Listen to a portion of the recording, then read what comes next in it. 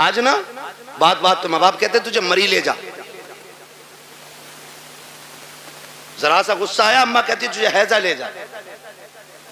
माँ बाप से हाथ जोड़ के गुजारिश कर रहा हूं, खुदारा औलाद के बारे में माँ बाप ये जुमले ना निकालें, इसलिए कि माँ बाप की जबान से निकली हुई बात पत्थर की लकीर होती है। और ये रब की नाशुक्री भी एक तरह से, औलाद की कदर ना करना ये भी रब की नाशुक्री है। जब आप अपने बेटे को कोसते हैं, गाली देते हैं और कहते हैं तुझे मौत नहीं आ जाती, तेरी जिंदगी से मर जाना बेहतर था, तो जानते हो रब की रहमतें कितनी नाराज होती हैं। अपने करीम रब के बारे में सोचा के नहीं, फिर तुम्हें ख्याल क्यों नहीं आता? तुमने अपने बेटे को इसलिए मौत के मुंह में धकेलने की बात की है क्योंकि रब ने तुम्हें 4 बेटे दिए हैं। जाओ उनसे पूछो जिनके घर में एक चिराग जलाने वाला नहीं है, कौन सी चौखट पे जाके भीख नहीं मांगते हैं, किसके दरवाजे पे जाके हाथ नहीं फैला रहे हैं। अगर कोई ये कह देता है वली तो वली, यहां तक मैंने देखा है अगर ये कोई कहते कि फला नदी पे जाके मीठा डाल आओ अल्लाह बेटा देगा, तो ये शरीयत तरीका सब भूल जाते हैं। एक बेटे के चक्कर में इतने अंधे हो जाते हैं, ये पीड़ों पे पैरों पे चढ़ावा करते हैं, नदियों पे जाकर के चढ़ावे चढ़ाते हैं ताकि अल्लाह बेटा दे दे। ओ भाई तुझे क्या पता बेटे कितने अहम होते हैं? तू क्या जाने जिंदगी में बेटों का कितना बड़ा किरदार होता है। इनकी कदर किया करो, इनकी अहमियत की हामिल रहो, इनकी अहमियत को समझो। बात बात पे बद्दुआ ना देना, तेरी ज़बान अगर रब को बुरी लग गई उस वक्त तुझे तोड़ा जाएगा जब तुझे कोई सीधा करने वाला नहीं मिलेगा। आओ तुम्हें कहानी पर आता चलूं, एक बात तुम्हें समझाता चलूं। एक माँ को रब ने एक बेटा अता किया, उसी बीच उसके शोहर का इंतकाल हुआ। आंगन में सिर्फ एक ही बेटा था, शोहर का इंतकाल हो गया। माँ उसी बेटे को पालती रही, उसी के सहारे जिंदगी गुजारती रही। ख्याल ये आता था ये मेरा इकलौता चांद है, इसी के साथ जिंदगी गुजर जाएगी, इसके सहारे जिंदगी गुजर जाएगी। आओ मैं बेटों से भी ये बात कह के चला जाऊं, कितनी बेवा माएँ ऐसी होती हैं जो बेटों के सहारे जिंदगी की जवानी काट दिया करती है लेकिन दूसरा निकाह नहीं करती है ताकि अपने बेटे को सुख की जिंदगी दे सके। लेकिन कल जब यही बेटा जवान हो जाता है उन बूढ़े माँ बाप की कुर्बानियों को ठुकरा दिया करता है और उस माँ से कहता पता तूने मेरे लिए क्या क्या है। और सालिम तू अपनी बीवी को माँ के लिए 8 दिन नहीं छोड़ सकता है, इसने जिंदगी भर की जवानी तेरे लिए कुर्बान कर दी है और तू पूछ रहा कि तूने मेरे लिए किया क्या है। मुझे तो उस दिन रोना आया था जिस दिन एक बेटा माँ से कहता है माँ मैं तुझे हज कराने लेके जा रहा हूँ, और दिल्ली जाकर के हज हाउस में उसको छोड़ करके चुपके से निकलता है। माँ बेटे को तलाश करती रह जाती है, कई दिन हो गए रोते रोते बेटा नहीं आया। जब आए मीडिया वाले पूछा बता माँ तू क्यों रो रही है? उसने जब हाले दिल बयान किया था, कान खोल करके मेरी बात सुनना प्यारे, उसने कहा था मेरा बेटा मुझे हज का झांसा लेकर के लाया और कहा मैं तुझे मदीने लेके जा रहा हूँ। कहा मैं बूढ़ी एक देहाती औरत, सीधी सच्ची औरत, मुझे क्या पता सफर कैसे किया जाता है। वो कहती है कि मैं बेटे के साथ आ गई, एक रात रुका मेरे साथ और मुझे छोड़ के चला गया है। फिर जब उसने रो के कहा था कि जानते हो मैंने इस बेटे को कैसे पाला है, कहा जब बाप इसे बचपन में छोड़ के चला गया मैं इसका माथा चूम चूम के जिंदगी गुजारती रही। मैंने दूसरा निकाह नहीं किया था, सैकड़ों पैगाम निकाह के आए थे लेकिन मैंने बेटे के लिए निकाह नहीं किया था, पूरी जिंदगी इस बेटे के लिए कुर्बान कर दी। आज ये मुझे धोखा दे करके चला गया है। मैं पूछना चाहता हूँ खुदारा इन माँ बाप के साथ इंसाफ किया करो जो तुम्हें सीने से लगा के पालते हैं। अगर यही माँ तुम्हें उठा करके घूरे पे फेंक देती, कोई तुम्हें सीने से लगाने वाला नहीं होता। अगर इसी ने बचपन में तुम्हारा गला दबा दिया होता, तुम्हारे पास चंद सांसें न होती, अगर इसने तुम्हारी गंदगी से नफरत करके तुम्हें टुकरा दिया होता तो तुम्हें माँ की ममता का पता नहीं चलता। अगर इसने तुमसे गुस्सा हो करके मुंह मोड़ लिया होता, कोई तुम्हें मुंह के लुकमे खिलाने वाला नहीं मिलता।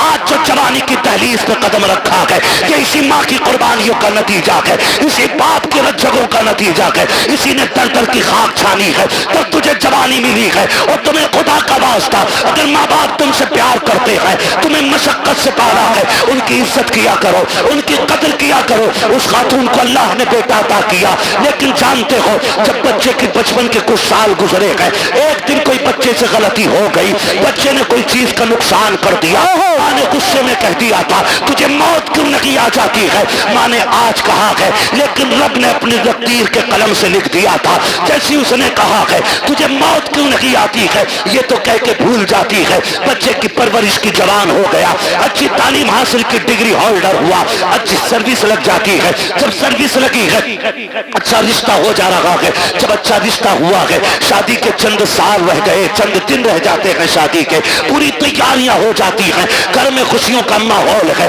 माँ तो अपने बेटे को बद्दुआ दे के भूल चुकी थी, उसने तो बचपन में कहा था तुझे मौत क्यों नहीं आ जाती है। चंद दिन शादी के रह गए हैं, अचानक बेटा घर से चला, पैर फिसला गिरा और वहीं पे दम निकल जाता है। अम्मा सर पटक के रो रही है, हाय ये क्या हो गया है, मेरे लाल ने जिंदगी की बहारें भी नहीं देखी थी, इसके सेहरे के ख्वाब सजाए थे हमने, अफसोस हम बेटे का सेहरा ना देख सके। रोते रोते सोई है, ख्वाब में किसी ने आके कहा था आज आंसू बहाने से कोई नतीजा नहीं है। याद नहीं है तुझको वो जुमले जो तूने बचपन में बेटे से कहा था कि तुझे मौत क्यों नहीं आ जाते, वो जुमले रब को नागवार गुजरे थे। आज इसे मौत दे करके अपनी नेमत का एहसास दिलाया है, देख मैंने तुझे बेटा दे के क्या दिया था, अब पता इसके बाद क्या लगेगा। इसलिए मैं बाप से कहना चाहता हूँ अगर बेटे गलती भी किया करें उन्हें मौत की बद्दुआ ना दिया करो, उनके लिए मुसीबतें ना मांगा करो। अगर मार सकते हो थप्पड़ मार लो, जूतों से मारो, लाठी से मारो, लेकिन जबान से बद्दुआ ना देना। खुदा की कसम तेरी जबान से निकला हुआ एक जुमला तेरे बेटे की तकदीर बन जाएगा, कहीं तेरी जबान का जुमला तेरे बेटे की मौत का सबब न बन जाए। अगर दे सकते हो तो दुआएं दो, खुदा की कसम तेरी दुआ तेरे बेटे को रिस्क वाला भी बना सकती है, नेकी वाला भी बना सकती है। अगर तेरी दुआ लग गई तो तेरे बेटे को तेरी दुआ अल्लाह वाला भी बना सकती है।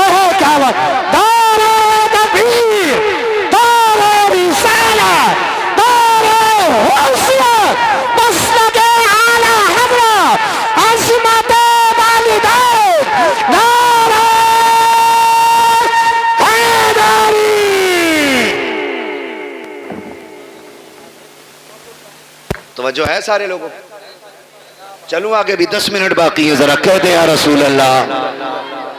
अल्लाह सारे लोगों को सलामत रखे। मैं कह रहा हूं आप बैठ के सुभान अल्लाह जोर से नहीं बोल पा रहे, देखो तो सही खड़े भी हैं बेचारे जिनको जगह नहीं मिली है, तो कम से कम तुम बैठे हो तो कम से कम बैठने पे रब का शुक्र अदा कर लो, और अगर थक गए तो जगह छोड़ दो ताकि अच्छे लोग आके बैठ जाए।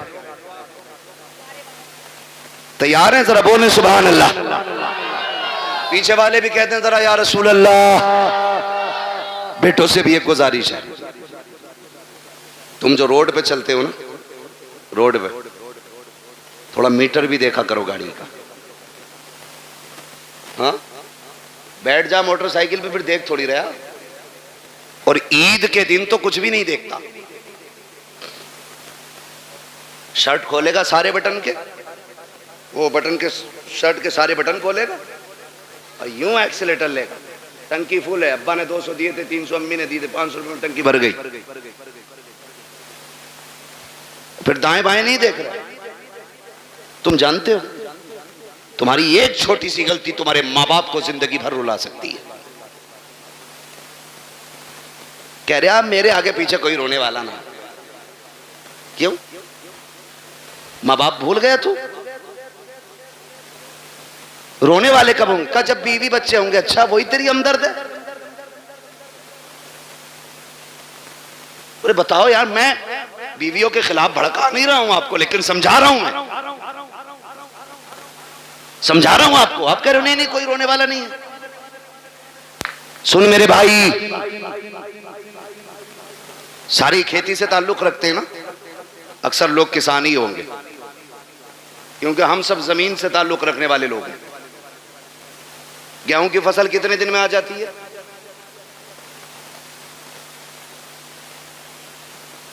6 महीने खड़ा रहेगा गेहूं। बहुत पक्के किसान लग रहे हो यार तुम।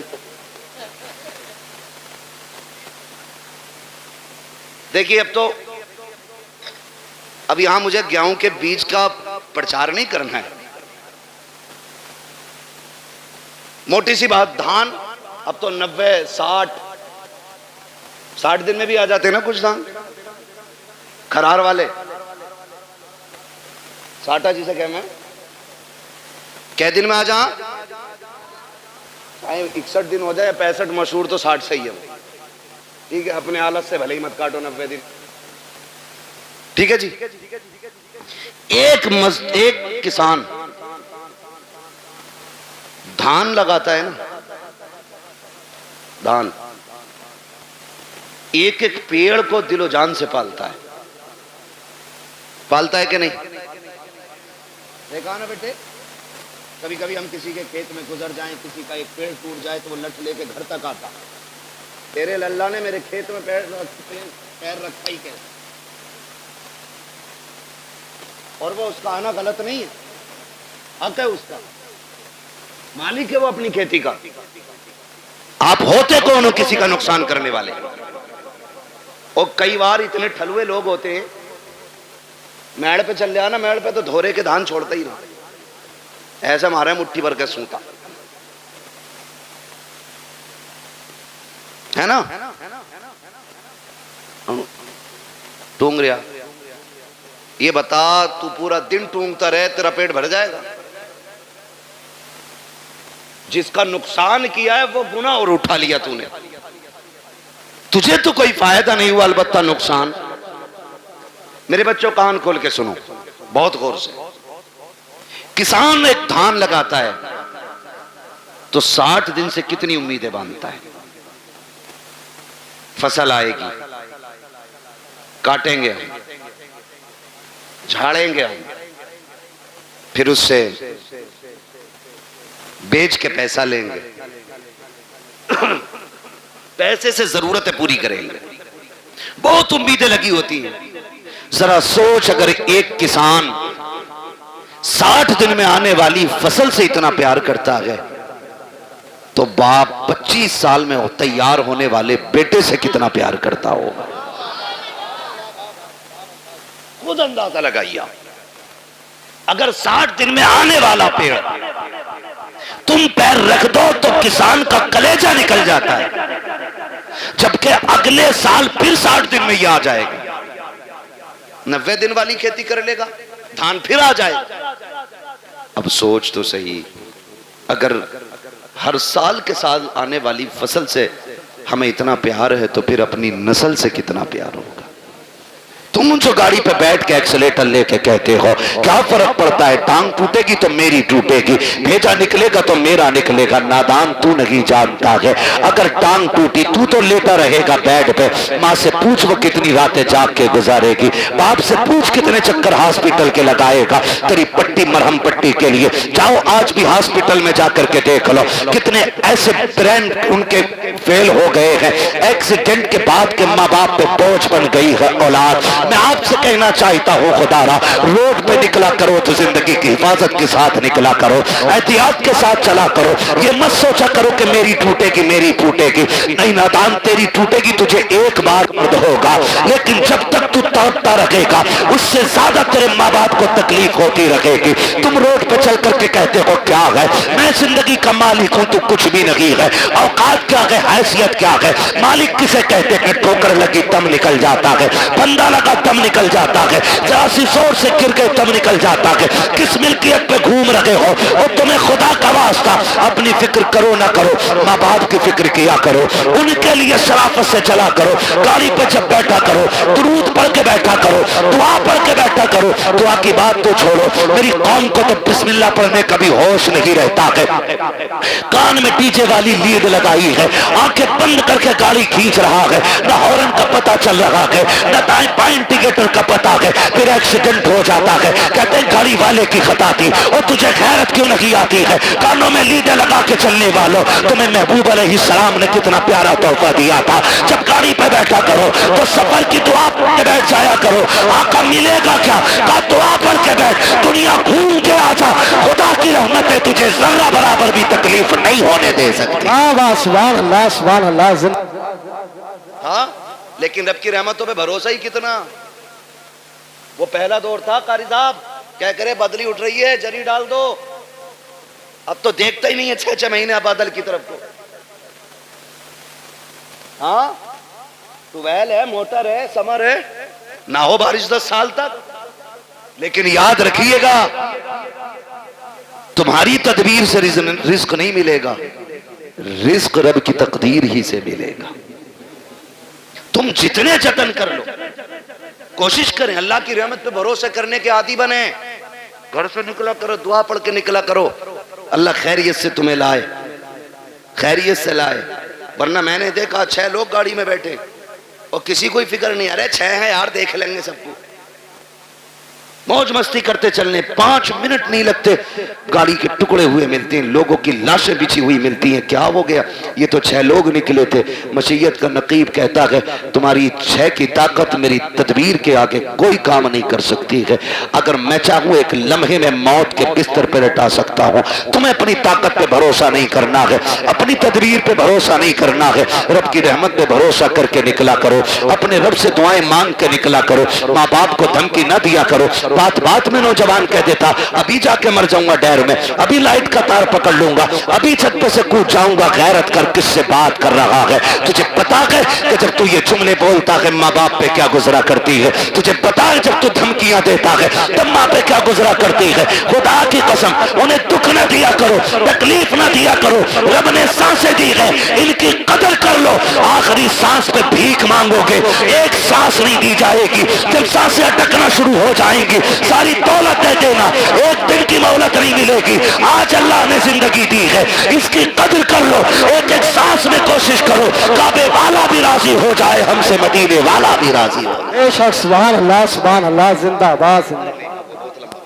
वो नहीं बाबा रहने, मेरी बात सुन ले, मैं माने जरा कारी साहब, बस उसको रहने, फरमाइश ना करो। देखो समझो करना से मैं आज के बाद तारीफ नहीं दूंगा, मैं लिख दे रहा हूँ, ठीक है? मैं माइक पे कह रहा हूँ, आज के बाद नहीं होगा। तवज्जो है सारे लोगों को। मैं आपसे एक बात कहूँ, मेरी बात बहुत गौर से सुनिए, बहुत गौर से मेरी बात सुनिए। आपकी मर्जी, आप जितने चाहें जतन कर लें, लेकिन अपने रब के मुकाबले में हमारी और आपकी औकात नहीं खड़े हो सके। अल्लाह से नहीं लड़ा जा सकता, वो लड़ भी नहीं सकते, है ना? अल्लाह चाहे तो लफ्ज़ कुन से कायनात को बना सकता है और एक ही इशारे से खत्म कर सकता है, खत्म भी करेगा। मेरा वक्त तो पूरा हुआ है। कारी नासिर कह रहे फरमाइश है, फरमाइश है।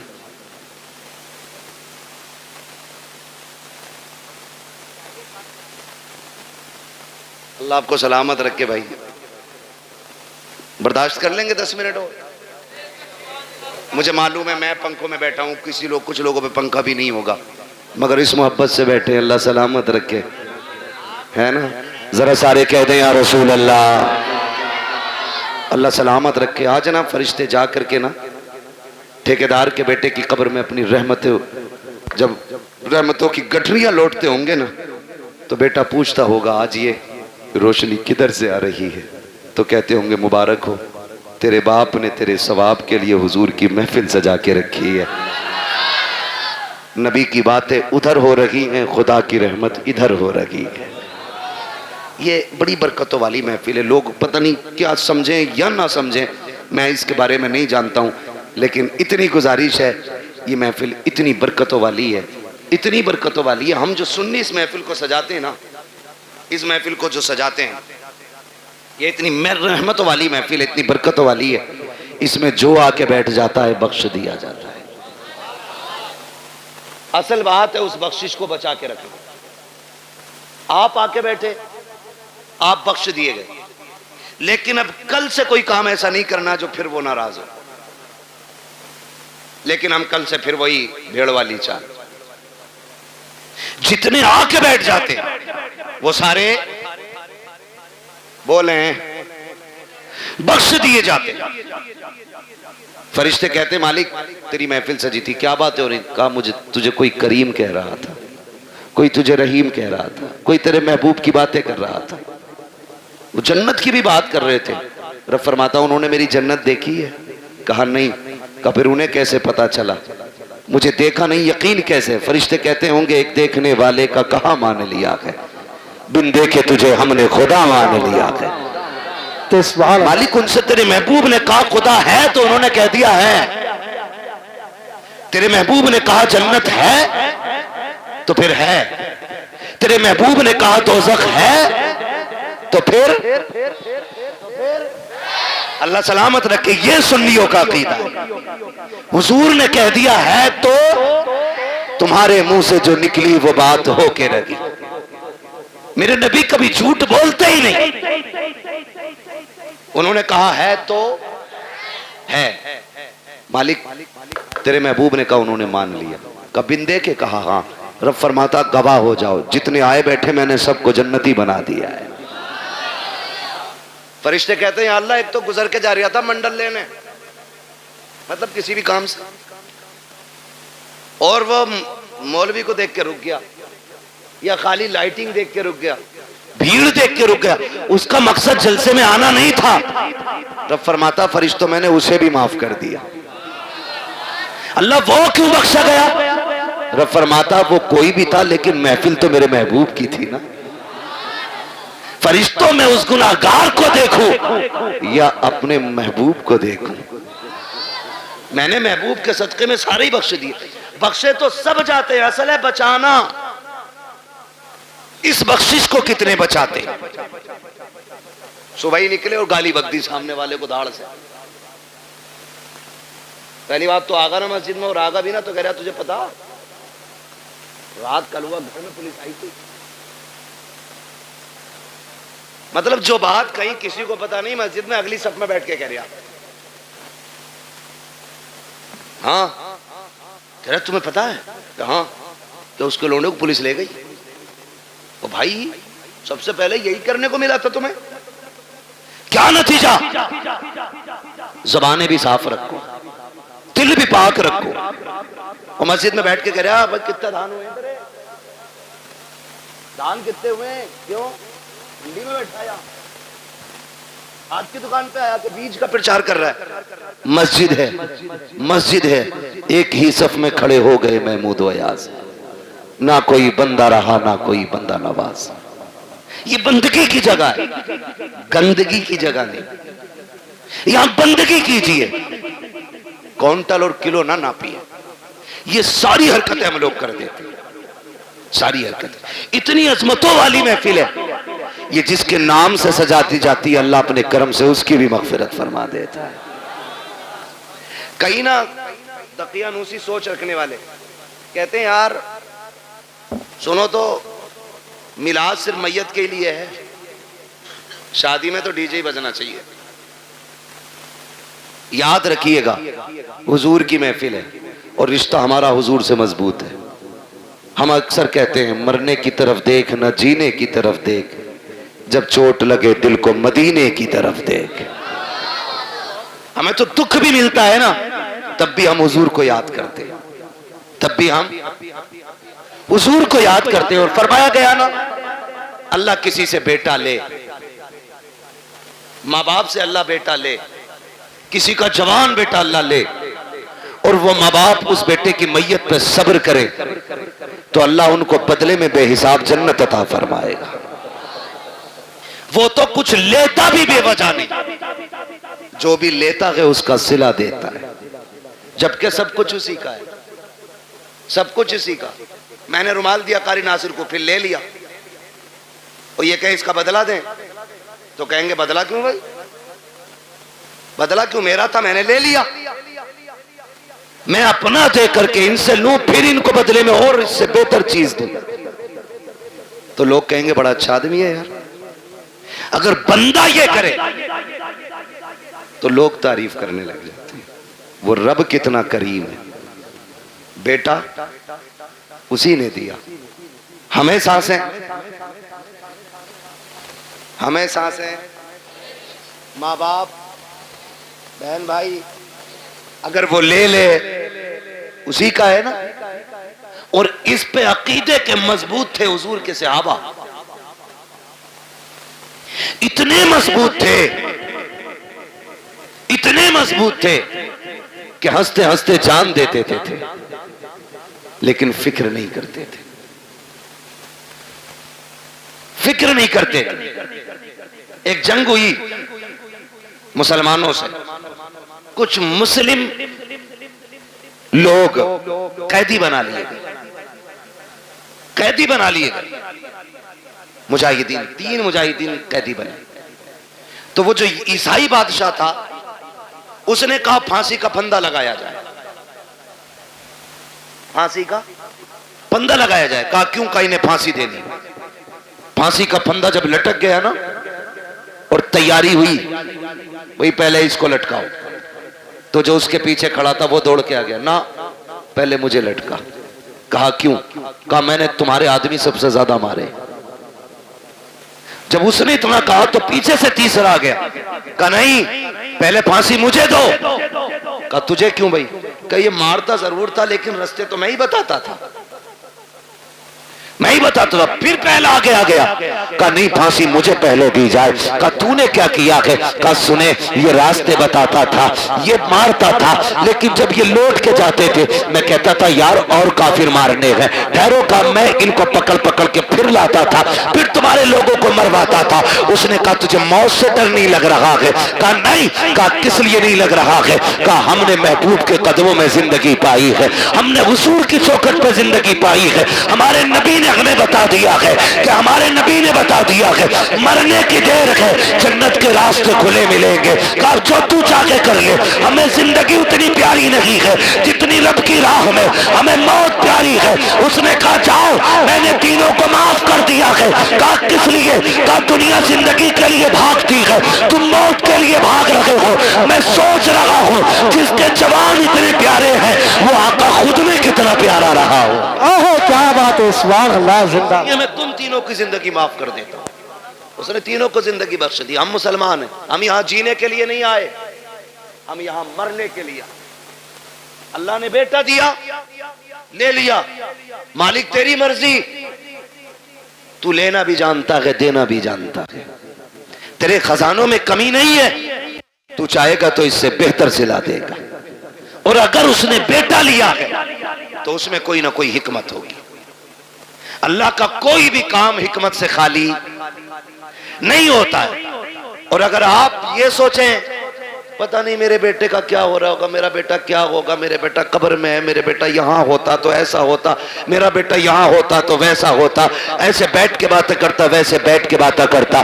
याद करना प्यारे, मौत से डर उस वक्त तक लगता है जब तक मौत आ नहीं जाती है। जब मोमिन को मौत आ जाती है तो फिर वो जीना नहीं चाहता है, फिर वो रब की रहमतों को इतने करीब से देख लेता है, इतने करीब से देख लेता है कि फिर उसके बाद अगर उसे जिंदगी लौटाई भी जाए तो फिर वो जिंदा होना नहीं चाहता है। वो जानता है जितना करीम मेरा रब है, कोई बाप बेटे से उतना प्यार नहीं करेगा, कोई माँ औलाद को इतना नहीं चाहेगी, कोई खानदान बेटे को इतना प्यार नहीं देगा जितना रब अपने बंदे से प्यार करता है। जितनी रहमतें उसकी अपने बंदों के साथ होती है तो दिल तोड़े ना किया करो, उदास ना हुआ करो। उसकी मर्जी है, उसने ले लिया। मालिक जिसमें तू राजी है उसमें मैं राजी हूँ, ये सोच के जिंदगी गुजार जा। जब तू खबर में आएगा मैदाने महशर में वो कहेगा मेरे बंदे परेशान ना हो, आज जिसमें तू राजी है उसमें मैं राजी हूं। ओहो क्या बात है, सुभान अल्लाह, सुभान अल्लाह। इसलिए रब की रजा पे राजी रहना, रब की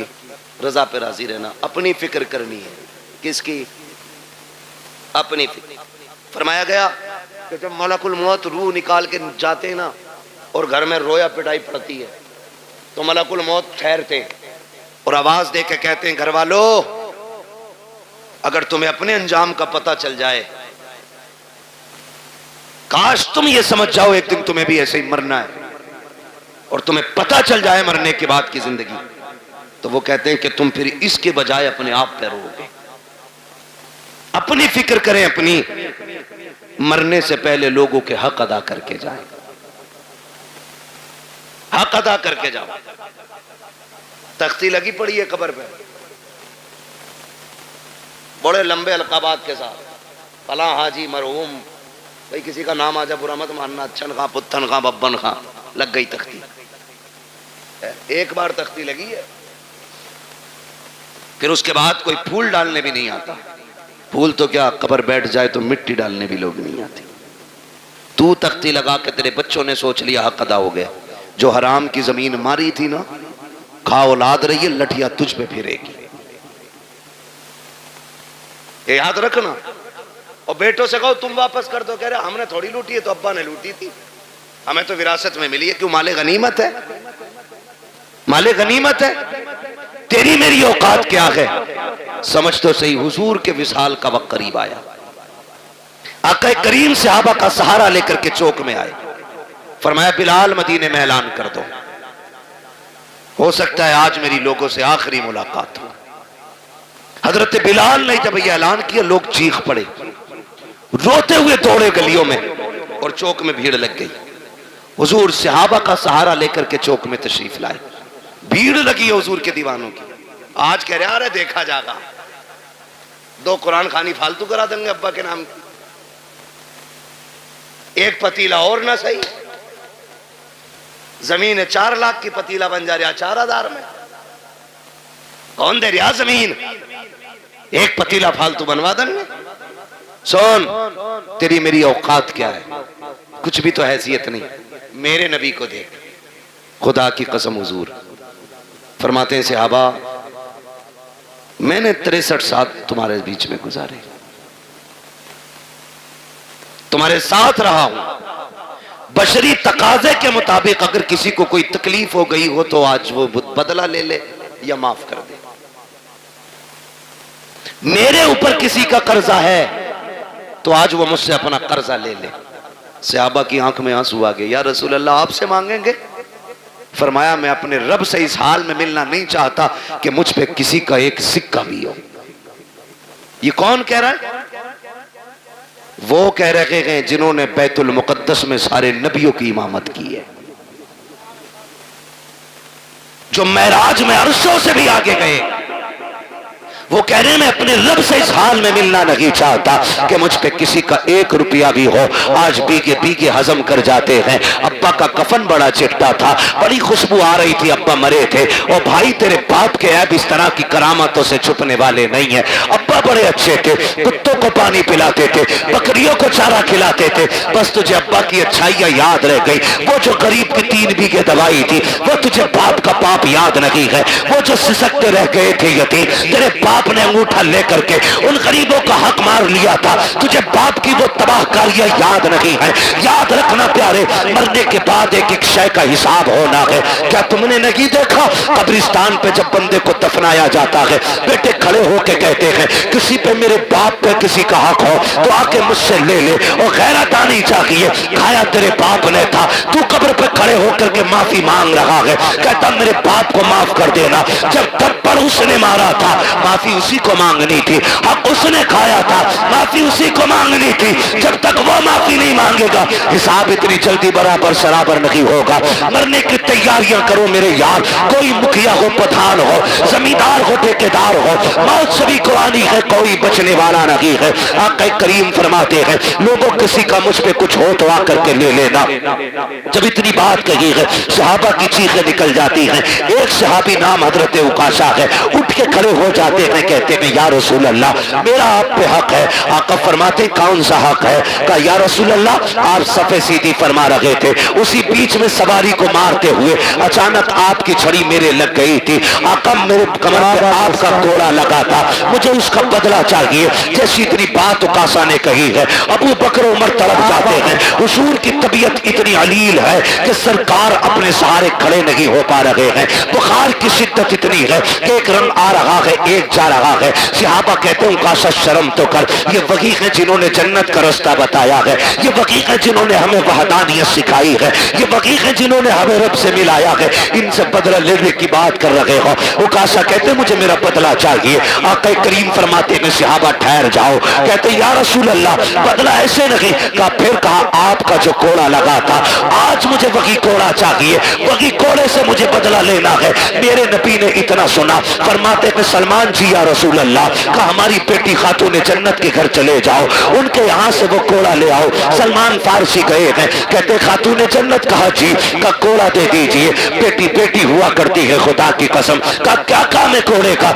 मुस्तफा ने मंगाया है। का मेरे बाप की तबीयत तो खराब है, कोड़े की जरूरत क्या पड़ गई है? का कई करीब ने आज ऐलान किया है जिसको जो बदला लेना है मुझसे ले ले। का उकाशा खड़ा हो गया है, हुजूर के हाथ से कोड़ा लगा था, आज वो बदला लेना चाहता है। खुदा की कसम खातून जन्नत ने इतना सुना है, तड़प जाती हैं और यार रब से बेटे मांगते हो, बेटियां भी मांग लिया करो, इसलिए कि बेटे जायदाद के वारिस होते हैं, बेटियां बाप के प्यार की वारिस हुआ करती हैं, बेटे जायदाद बांटा करते हैं, बेटियां बाप के दुख को बांटा करती हैं। खातून जन्नत ने इतना सुना है, आंखों में आंसू भर लाई है, घोड़ा तो उतार लिया आपने, लेकिन दोनों शहजादे लेटे हैं चटाई पे, उठाया, उठो रे बेटो, कहीं देर ना हो जाए। दोनों शहजादे उठ जाते हैं, अम्मी खैर तो है, कहा जल्दी करो सोने का वक्त नहीं है, कहा बात क्या हो गई है, कहा ये घोड़े लेकर के चले जाओ, सुना है कोई उकाशा नाम के सहाबी है, नाना से तुम्हारे बदला लेना चाहते हैं, तुम्हें पता है ना हसनैन मेरे बाप कितने कमजोर है,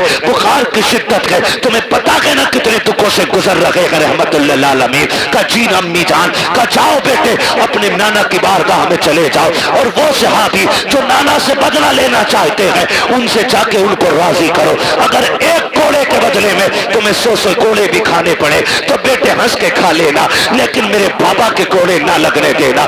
ये बेटियां हुआ करती हैं, जैसे शहजादों ने इतना सुना है, दौड़ लगाई है, आके उकाशा का हाथ पकड़ा, वहां तशरीफ लेकर के आए हैं जहां पे भीड़ लगी है, सहाबा खड़े हैं, कहते हैं चचा जरा सलमान बताओ तो सही वो कौन से सहाबी हैं जो हमारे नाना से बदला लेना चाहते हैं। हजरत उकाशा ने इशारा किया, वो जो खड़े हैं, हजरत उकाशा की तरफ इशारा किया, कब वो जो खड़े हैं वही बदला लेना चाहते हैं। दोनों शहजादे दौड़ के आए हैं, आके हाथ पकड़ते हैं, इमाम हसन ने दाना हाथ पकड़ा है, इमाम हुसैन ने बाया हाथ पकड़ा है, कहते चाचा उकाशा ऐसा कीजिए, देखो हमारे नाना बीमार है, तबीयत अलील है, अगर आपको बदला लेना ही है हम अपनी कमर लेके आए हैं, गर्दन हाजिर है, एक एक के बदले 100 कोड़े मार लो, हमें जितना चाहो मारो, लेकिन हमारे नाना पे कोड़ा ना उठा लेना, ये हमारी माँ को गवारा नहीं होगा। अगर हमारे बाप के नाना के कोड़ा लग गया हम अपनी माँ को जाके क्या जवाब देंगे। मेरे आका ने इशारा किया, शहजादों जरा हट जाओ, अल्लाह अकबर, शहजादे हट जाते हैं। उकाशा कहते हैं या रसूल अल्लाह, जिस वक्त कोड़ा लगा था उस वक्त मेरी पीठ पे कपड़ा नहीं था, आका आप अपनी कमीज उतार दीजिए। खुदा की कसम जिस वक्त इतना कहा है, अबू बकर सिद्दीक दाढ़ी लेके आगे बढ़ते हैं, उकाशा देख तो सही यार, मेरी सफेद दाढ़ी की हया कर ले, एक के बदले में जितने चाहे यार कोड़े मार ले, मेरे यार को उंगली ना लगा देना, का खैर कर यार, ठहर जा, मेरे महबूब की कमीज ना उतरवा। उकाशा कहते हैं अबू बकर ये मेरा और नबी का मामला है, हट जाइए। हजरत अबू बकर सिद्दीक रोने लग जाते हैं, उमर आगे बढ़ते हैं, कहते यार पूरी जिंदगी इनके नाम पे गुजारी है, रब ने सारी इज्जतें में दी है, कैसा करो काशा, जितना चाहे कोड़े मार ले, लेकिन महबूब को हाथ न लगाना। हजरत उकाशा कहते उमर बीच में ना आइए, मेरे नबी फरमाते अबू बकर उमर हट जाओ, दोनों हट जाते हैं। फिर उसके बाद मेरे नबी ने जब अपनी कमीज को हाथ लगाया है, जमीन कांपने लग जाती है, आसमान लरस जाता है, आज नबूवत के बदन से लिबास उतारा जा रहा है, वो भी कोड़े के लिए। सहाबा इकराम की चीखें निकल जाती हैं जब मेरे नबी ने कमीज उतार दी है। अल्लाह अकबर, उकाशा कहते हैं आका आप मेरी तरफ कमर कीजिए, उधर रुख कीजिए। जब मेरे नबी ने पीठ की है, सहाबा की चीखें निकल जाती हैं, एक दूसरे को देख करके बेहोश हो जाते हैं। हालत ये थी कि चीखें निकल रही है, सहाबा ने आंखें बंद कर ली है कि कोड़ा लगते हुए कैसे देखेंगे, लेकिन कुछ इस कोशिश में थे, जान भी देनी पड़े तो दे दे, लेकिन आका के कोड़ा ना लगने दिया जाए। मेरे नबी ने कमीज उतार दी है, रुख किया के पीठ का उकाशा की तरफ, कहते उकाशा यार बदला ले ले, ये तेरा हक बनता है मेरे ऊपर। जैसी इतनी बात कही है, हजरत उकाशा ने कोड़ा फेंक दिया है, जाके मेरे नबी की कमर से लिपट जाते हैं। वो जो शानों के बीच में मोहरे नबुव्वत लगी थी उसे चूमने लग जाते हैं, कहते या रसूल अल्लाह उकाशा की औकात क्या है जो आपसे बदला ले सके। आका ये मैंने इसलिए किया, मैंने सुना था कि जो बदन आपके बदन से लग जाएगा उसे जहन्नम की आग नहीं जलाएगी। आका मैंने कमीज उतरवाई ताकि आपका बदन बिना कपड़े के हो जाए। आका मैंने अपना बदन आपके बदन से लगाया ताकि जहन्नम की आग से बच जाओ। मेरे नबी ने फरमाया सहाबा जिसे जन्नती देखना हो मेरे उकाशा का चेहरा देख ले, उसने जन्नती देख ली। क्या बात, नारे तकबीर, नारे रिसालत, नारे अंसियत, मसलके आला हज़रत, बस्ती बस्ती करिया करिया। मैं यार बोलते कि इंशाल्लाह दिल निकालते फेफड़ा निकाल कर हाथ उठाकर बोले